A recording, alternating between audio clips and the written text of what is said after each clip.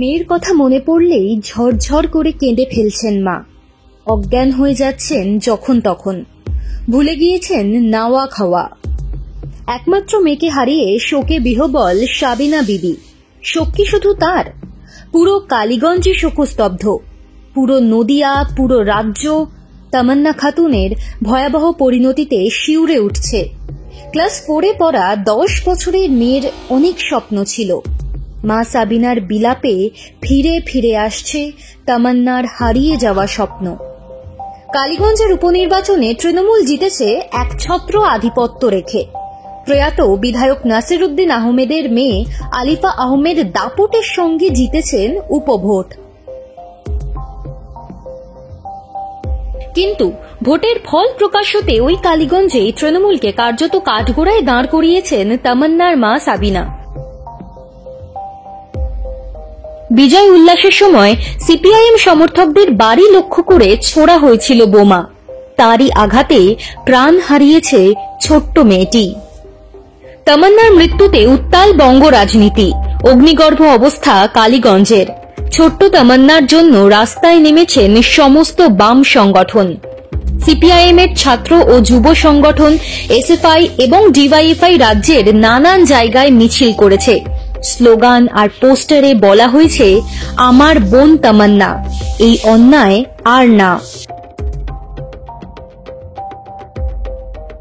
CPIM ছোট্ট তামান্নাকে বিচার দিতে 28শে জুন অর্থাৎ শনিবার কালীগঞ্জে বিক্ষোভ সমাবেশের ডাক দিয়েছে।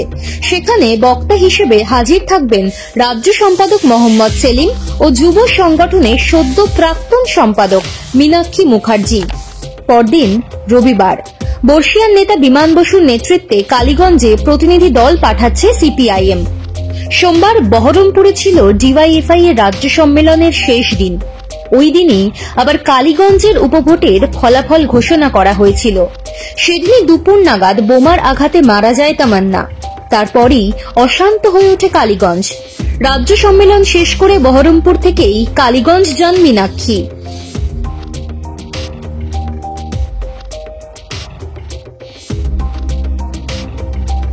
থানা ঘেরাও করা হয়, বিক্ষোভ মিছিলও বের করেন মীনাক্ষী। সারা রাজ্য জানতে পারে তামান্নার ঘটনা। সেই ঘটনায় এখন আগুনে ইস্যুতে বদলে গিয়েছে রাজ্য রাজনীতির। প্রবল সমালোচনার মুখে পড়েছে তৃণমূল।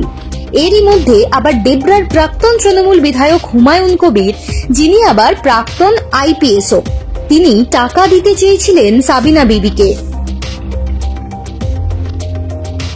তামান্নার মা প্রত্যাখ্যান করেছেন। শুধু তাই নয়, তিনি স্পষ্ট ভাষায় জানিয়েছেন টাকার দরকার তাদের নেই, তারা বিচার চান। সাবিনা বিভিন্ন চ্যানেলকে দেওয়া সাক্ষাৎকারে বলেছেন তিনি আদালতের কাছে মেয়ের জন্য সুবিচার চাইতে যাবেন। তিনি দোষীদের শাস্তি দেওয়ার জন্য সিবিআই তদন্তের দাবিও করেছেন। সাবিনার বেশ কিছু প্রশ্ন তীরের মতো বিঁধছে। তামান্নার মা প্রশ্ন তুলেছেন, তারা সিপিআইএম করেন বলে কি তাদের বাড়ি লক্ষ্য করে বোমা ছোড়া হয়েছিল? তামান্নার মায়ের এই প্রশ্নের উত্তর চান সেলিম, মীনাক্ষীও।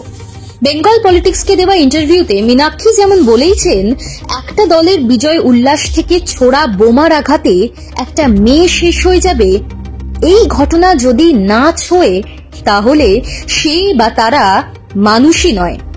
সেলিমও বলেছেন, এমন ঘটনা মেনে নেওয়া যায় না, একটা বাচ্চা মেয়ে এভাবে শেষ হয়ে যাবে। তামান্নার বাবা মায়ের চোখের জল ছুঁয়ে যাচ্ছে সারা রাজ্যকে। প্রতিবাদের মুখ হয়ে বিচার চাইতে শনিবার কালীগঞ্জের দখল নেবেন মীনাক্ষীরা।